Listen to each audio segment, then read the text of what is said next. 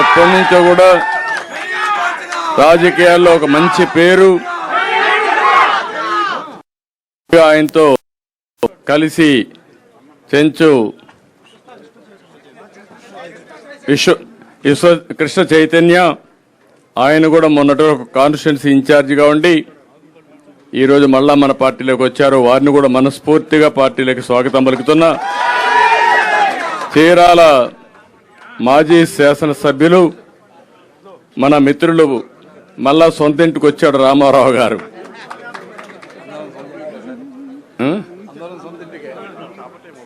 ఆయన్ని కూడా మనస్ఫూర్తిగా, ఎందుకంటే నాకు బాగా పరిచయం రామారావు గారు కూడా ఆ రోజు బ్రహ్మాండంగా పనిచేశారు. ఈ రోజు కూడా ఉత్సాహంగా పనిచేయడానికి ప్రజాసేవ కోసం పార్టీలోకి వచ్చారు. వారిని కూడా మనస్ఫూర్తిగా సాదరంగా ఆహ్వానిస్తున్నా. ఈరోజు రాష్ట్రంలో ఒకటే మీరు గుర్తుపెట్టుకోవాలి, ప్రజలు గెలవాలి, రాష్ట్రం నిలబడాలి. దీనికి సైకో పాలన పోవాలి, ఎన్డీఏ పాలన రావాలి. మళ్ళీ మీకు చెప్తున్నా, రాష్ట్ర భవిష్యత్తు ఆకాంక్షించే ప్రతి ఒక్క వ్యక్తి కూడా ఆలోచించుకోవాల్సిన సమయం ఆసన్నమైంది. నిన్నటి వరకు అందరం బాధపడ్డాం, భయపడ్డాం. సరే, నాలాంటి వాడు తెగాయించాం, అది వేరే విషయం, మీరు చూశారు. నేను కూడా భయపడితే ఈ రాష్ట్రంలో ఎవ్వరూ మనుగడ సాధించలేరనే ఉద్దేశంతో కష్టమైన నష్టమైన పోరాడాను. ఇప్పుడు కూడా చెప్తున్నా, ఈ రాష్ట్రం కోసం, నన్ను ఆదరించిన ఈ ప్రజల కోసం ఏ త్యాగానికైనా సిద్ధమని చెప్పి నిరూపించాను. ఆ విధంగా ముందుకు పోయాం. అందుకే ఈరోజు మళ్ళా మిమ్మల్ని అందరూ కోరేది, ఈరోజు మనం పొత్తులు పెట్టుకున్నాం. ఈ పొత్తులు ఇక్కడే వర్మ గారు ఉన్నారు పిఠాపురం నుంచి. ఆయన అనుమాయులు కూడా చాలా మంది నాయకులు కార్యకర్తలు వచ్చారు. పిఠాపురం నియోజకవర్గాన్ని బ్రహ్మాండంగా సమర్థవంతంగా ఎప్పటికప్పుడు నర్చర్ చేసి వర్మ గారు ఆ నియోజకవర్గాన్ని బ్రహ్మాండంగా నడిపించారు. కష్టాలు పడ్డారు, ఇబ్బందులు పడ్డారు, అయినా కూడా ఎక్కడా వెనుదిరుగులా ఆర్థికంగా ఇబ్బందులు వచ్చాయి. అయినా కూడా ఎక్కడ ఎదుర్కొండా ముందుకు పోయే పరిస్థితికి వచ్చారు. అలాంటి వ్యక్తి ఈరోజు పవన్ కళ్యాణ్ గారు భీమవరంలో పోటీ చేస్తారనుకున్నాం. కాదు, నేను పిఠాపురం నుంచి పోటీ చేస్తానంటే ఆయన కోసం త్యాగం చేయమని నేను మన వర్మ గారిని కోరా. తప్పకుండా అంగీకరించారు. నేను ఒకటే మిమ్మల్ని కోరుతున్నా, ఏదైతే ఈరోజు పవన్ కళ్యాణ్ గారు ఈరోజే కాదు 2014లో ఈ రాష్ట్రం బాగుండాలి, ఈ రాష్ట్రం బాగుండడం కోసం నేను పోటీ చేయని ఈసారి నేను కూడా పూర్తిగా ఎన్డీఏకి సహకరిస్తానని చెప్పి సహకరించిన వ్యక్తి పవన్ కళ్యాణ్ గారు. అదే మాదిరిగా ఈ ప్రభుత్వం పైన వ్యతిరేకత ఉంది. ఈ రాష్ట్రం బాగుపడాలంటే ఈ ప్రభుత్వ వ్యతిరేక ఓటు చేరకూడదని చెప్పి దానికోసం పనిచేసిన వ్యక్తి పవన్ కళ్యాణ్ గారు.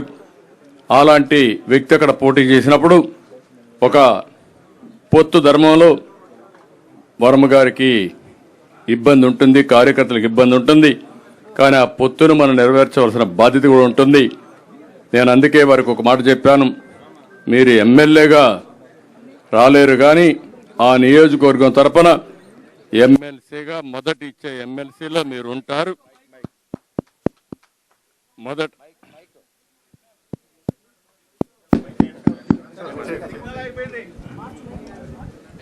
మొదటి విడత లిస్టులో ఎమ్మెల్సీగా వారే ఉంటారు.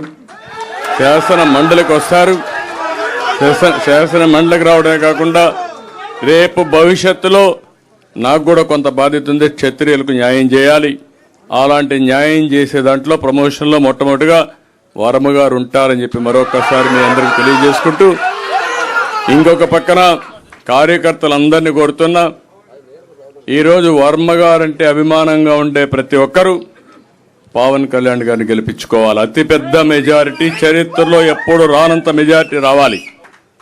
ఈరోజు దుర్మార్గులు వైసీపీని చూస్తే ఒక నాయకుడు పోటీ చేస్తా ఉంటే ఆ నాయకుడు పోటీ చేసిన సీట్లో ఈర్ష్య అసూయ భరించలేకుండా ఇష్టానుసారంగా ఇబ్బంది పెట్టే పరిస్థితికి వచ్చారు.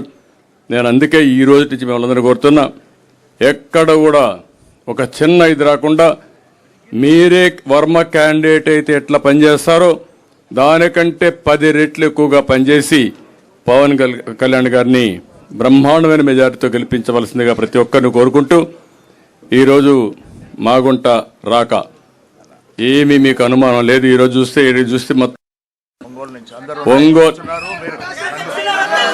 నాయకులు వచ్చారు, కార్యకర్తలు వచ్చారు. ఈరోజు నాకు అన్నీ చెప్పాను, నేను అదే చెప్పింది, అదే క్లారిటీ. నాకు నీకేమో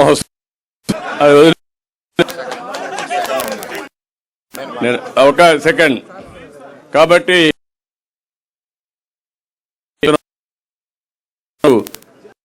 శ్రీనివాసరెడ్డి గారు వచ్చినట్టు జిల్లా రాజకీయం తిరగబడింది. రేపు డెఫినెట్ గా 100% స్థానం మనదే. దాంట్లో మీకు అనుమానం. ఉధృతంగా గాలి వీస్తా ఉంది, మీరు గుర్తుపెట్టుకోవాలి. ఇది పెను తుఫానుగా మారుతుంది. ఈ తుఫాన్లో ఎవరైనా అడ్డం వస్తే కొట్టుకోపోవడం తప్ప వేరే మార్గం లేదు. రేపే మనకు ప్రధానమంత్రి గారి మీటింగ్ ఉంది. ఆ మీటింగ్ అంతా కూడా మీరు ప్రిపేర్ కావాలి. దర్శి కూడా తొందరలో నిర్ణయిస్తాం. పెడతాం.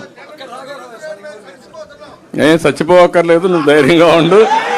అయిపోయింది ఆ రోజులు ఇంకా.